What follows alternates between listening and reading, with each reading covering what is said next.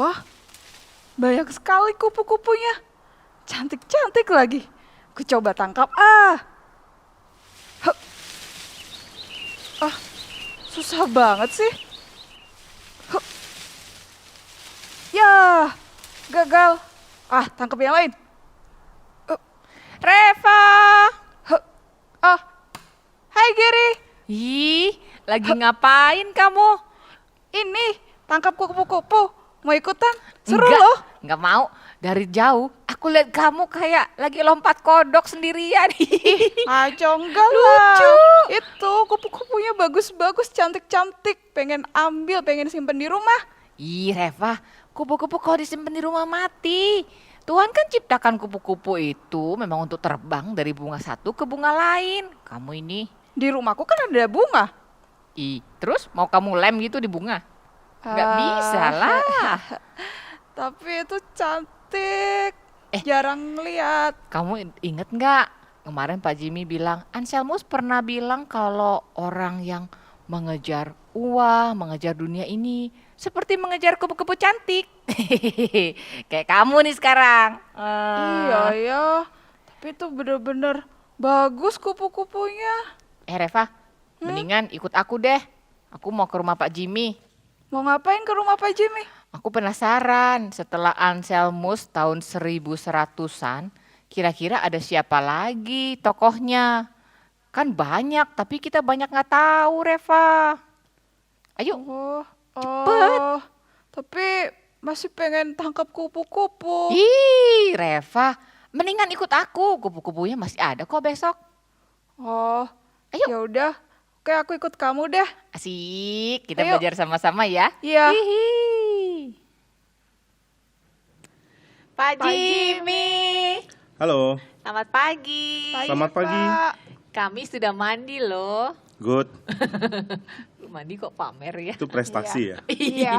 Maksudnya biar Pak Jimmy nggak kebauan kalau kami mau dengar cerita tentang tokoh-tokoh seri gereja. Oke. Iya Pak, kan Bapak janji katanya mau cerita tentang Thomas, Iya, Thomas. Oh ya, Thomas Aquinas. Ya, Thomas Aquinas. Ya, namanya lucu ya.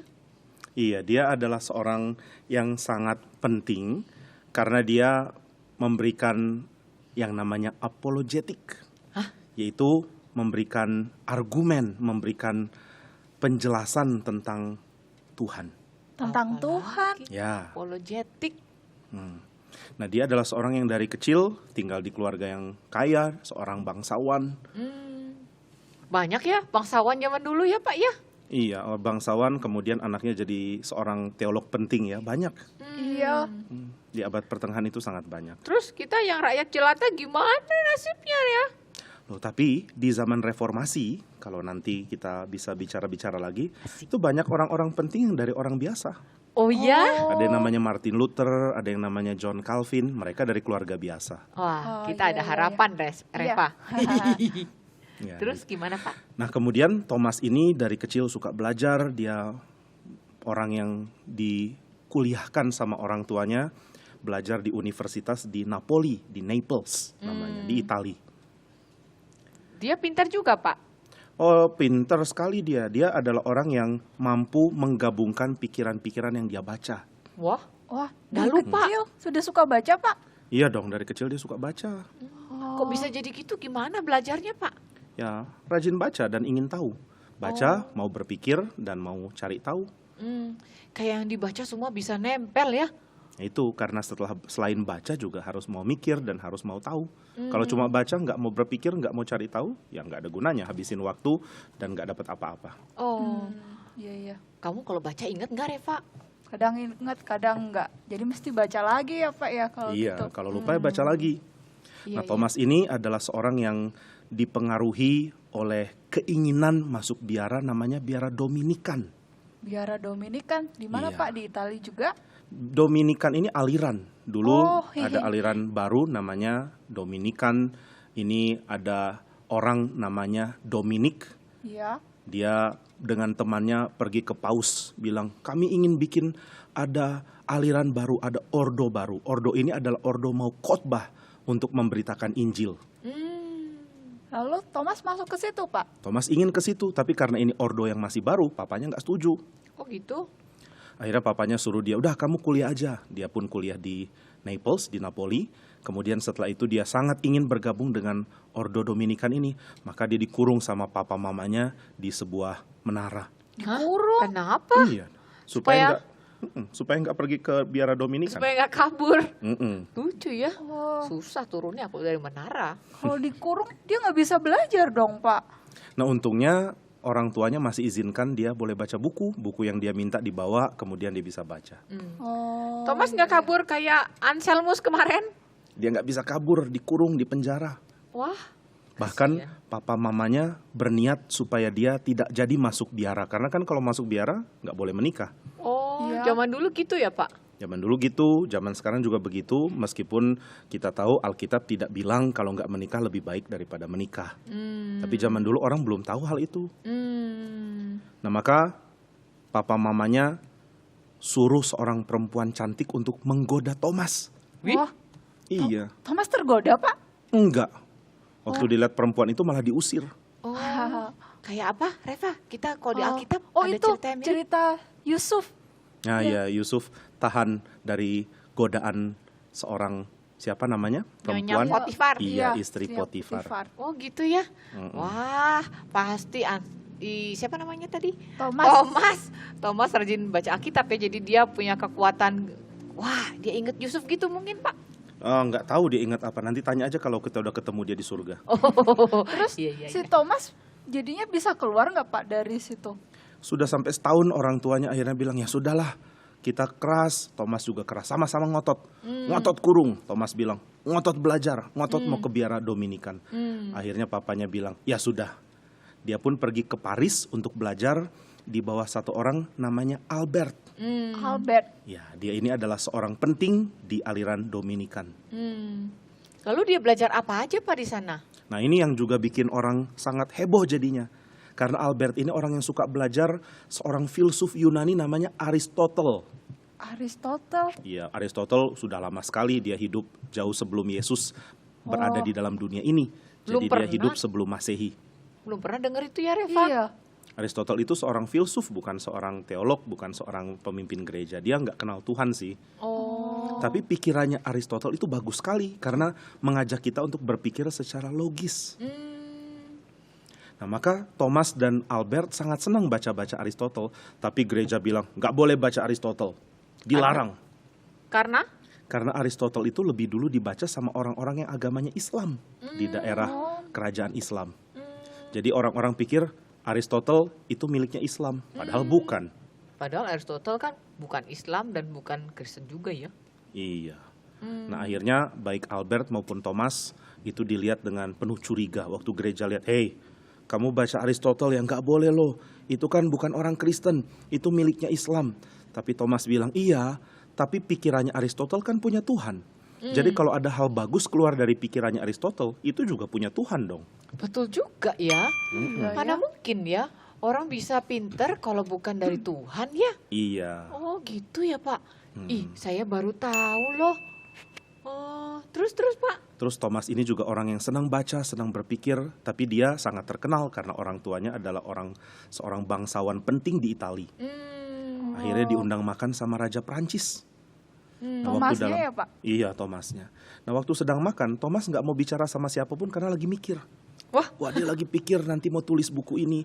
Akhirnya diajak ngomong, bahkan diajak ngomong sama raja pun dia nggak nyautin. Waduh. Kok Kenapa berani bisa gitu? sekali, Pak? Dia Raja nggak marah? Dia bukannya berani, tapi dia nggak sadar karena dia lagi pikir. Dia lagi asik mikir, raja ajak ngomong. Thomas, gimana kabarnya? Dia mikir terus. Lalu tiba-tiba dia bilang, nah saya mau tulis ini. Raja sampai kaget. Lucu ya. Iya. Wah. Terus Pak.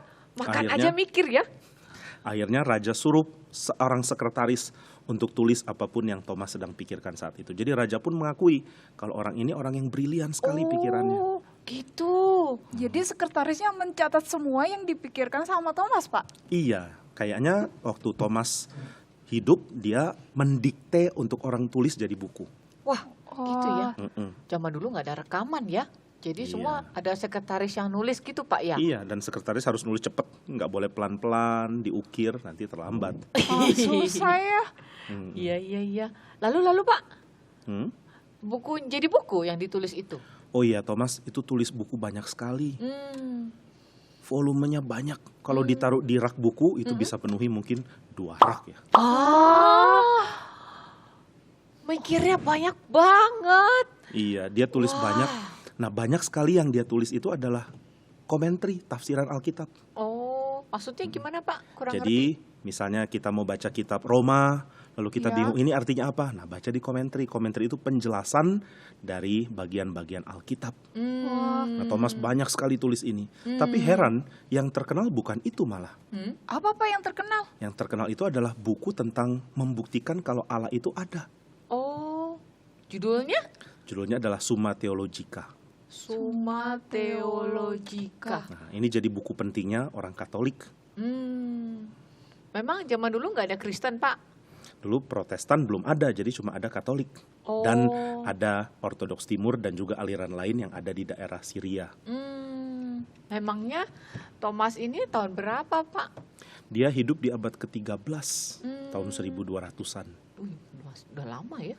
Iya. Oh, lalu Summa Theologica itu isinya apa Pak? Nah, ini dia mengatakan bahwa Tuhan itu ada, tapi nggak sama dengan barang itu ada. Atau nggak sama dengan orang itu ada. Maksudnya? Misalnya gini, lihat bola dunia itu Ya, ada nggak? Ada ada Ada di mana? di situ. Bisa ditunjuk? di Bisa. situ. Nah iya, sekarang kalau saya tanya, Tuhan ada nggak? Ada? Di mana? Ada. Di mana-mana? Iya. Iya, jadi Tuhan nggak bisa dikurung seperti benda itu dikurung misalnya oleh tempat, oleh waktu. Kita bisa bilang bola dunia ada di situ, kemarin juga ada di situ, besok belum tentu. Tapi Tuhan nggak bisa dikurung seperti itu. Iya. Nah, maka apa yang Thomas tulis di buku itu sangat penting untuk gereja sampai sekarang. Iya. Terus gimana lagi Pak isinya? Lalu dia juga memakai pikiran dari Aristotle bahwa kita lihat segala sesuatu ada, pasti ada yang memulai. Kita lihat semua ciptaan, pasti ada yang mencipta dong. Kita lihat ada yang indah, pasti ada sumber keindahan. Kita lihat ada yang teratur, pasti ada yang atur. Nah, itu kira-kira yang dia tulis. Iya. Dan itu maksudnya Tuhan gitu Pak? Ya harusnya Tuhan, pasti Tuhan. Nah, tapi Thomas mengingatkan bahwa Tuhan nggak bisa dianggap sama dengan hal-hal yang ada di ciptaan ini, karena Tuhan kan yang mencipta. Tuhan lebih besar dari ciptaan dan nggak bisa dilihat dengan cara yang sama. Makanya kalau ada orang bilang, saya nggak percaya Tuhan karena Tuhan nggak kelihatan. Loh, memang Tuhan nggak harus kelihatan seperti ciptaan kelihatan dong. Begitu kira-kira. Iya. Terus dia selain mengajar, bukan tulis ya, sekretarisnya yang tulis ya. Ya tetap aja bilang dia yang tulis. Oh iya. Terus buku yang banyak, 2 rak buku. Lalu apa lagi Pak? Dia juga orang yang sering mengajar tentang doa. Dia seorang yang saleh.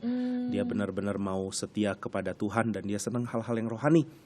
Lalu dia juga dipercaya untuk mendirikan sebuah biara Dominikan sama-sama Albert di daerah yang namanya Cologne. Kolon. Orang pinter kayak gini Pak, waktu sekolah juara terus, mulus terus, gak pernah diejek-ejek sama teman ya Pak? Kayak sekarang itu, bully-bulian gitu Pak. Loh, justru dia waktu muda sering dibully. Karena dia badannya besar, sering dibilang sapi lamban. Oh gitu? Iya. Jahat ya Gimana dia teman-temannya mau ya. orang pinter gini? Teman-temannya gak tahu ya dia pinter ya Pak? Iya, teman-temannya nggak tahu. Akhirnya sekarang orang-orang bilang, meskipun dia dibilang sapi, tapi suaranya kedengeran sampai seluruh dunia loh. Oh iya. Iya. Udah ratusan tahun tapi kita aja bisa denger ceritanya ya. Iya. Wah nyesel tuh teman-teman yang bully dia ya. Mm-mm. Jadi kita nggak usah marah ya Pak kalau dikata-katain gitu. Biar aja. Gitu ya Pak ya. Mm-mm. Oh iya. Tapi kamu jangan ngata-ngatain orang. Enggak. Pak. Enggak. Oke. Oh iya. Terus Nah, kemudian Thomas ini umurnya nggak panjang karena dia belum sampai umur 50, baru 40 akhir dia sudah meninggal. lah kenapa Pak? Iya. Sakit? Kemungkinan sakit. Waktu itu dia seperti gejala orang stroke. Dia lihat ada cahaya, kemudian dia nggak bisa bergerak, kemudian meninggal. Oh, Nah, tapi sesaat sebelum meninggal, dia mengatakan kalimat yang bagus. oh, Apa Pak kalimatnya? Dia bilang bahwa kalau saya lihat semua pekerjaan saya, buku-buku saya dan tulisan saya, semua cuma seperti jerami di tengah sebuah ladang yang besar. Oh, Semua cuma pekerjaan Tuhan dan nggak bisa dibanggakan. Cuma Tuhan yang bisa dibanggakan. wah rendah hati banget ya orangnya ya. iya. Oh, padahal tulisannya banyak. Nah, itulah tentang Thomas Aquinas. Oh, wah, benar-benar indah ya, Reva ya. Iya Kalau benar. hidup dipakai Tuhan, meskipun waktu kecil pernah diejek-ejek, tapi Tuhan pelihara terus. Iya Tuhan pakai dia ya. Iya Pak Jimmy ya. Tuhan juga terima akan kasih. pakai kita, Tuhan akan pakai kamu. Memang nggak harus seterkenal Thomas, Iya, iya, tapi yang iya. Thomas bilang, kalau Tuhan pakai ada sukacita besar. Itu yang bikin kita senang. Iya, iya. Iya. Dia aja ngaku kayak jerami doang. Mm-mm. Hebat Apalagi gitu. Wah, kita jadi rumput kecil bagus ya Reva ya. Iya Iya. Pak Jimmy, terima kasih banyak. Baik, nanti kita ketemu lagi ya. Iya. Karena masih banyak cerita loh, ada zaman namanya reformasi. Wah, terima kasih Mirip Pak. namanya Reva ya. Iya Iya. Reformasi. Harusnya namamu reformasi, Mbak Reva. Reva aja. Iya.